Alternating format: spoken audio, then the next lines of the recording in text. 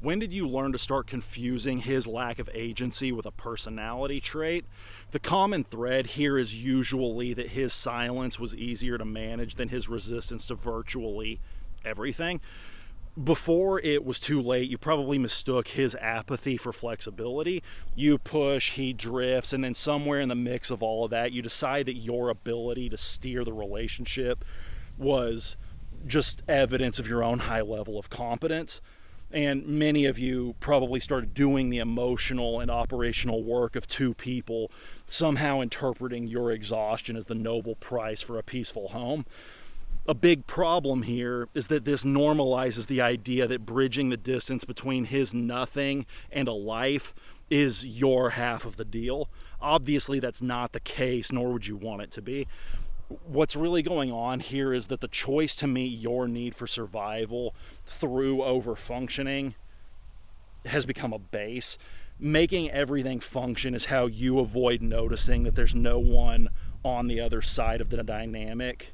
And the payoff for that is a shield against the grief of his absence.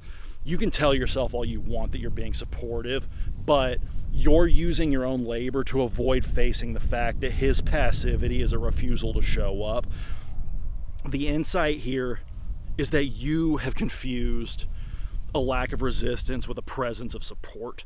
Being chill is often just a socially acceptable way to outsource the consequences of inaction to the person that you claim to love.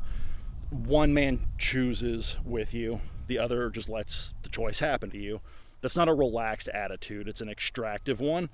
He gets the lifestyle, you get the overhead. Stop treating his refusal to act as a personality quirk and start using that as info. The next time that a decision needs to be made, let the silence hang there for a bit.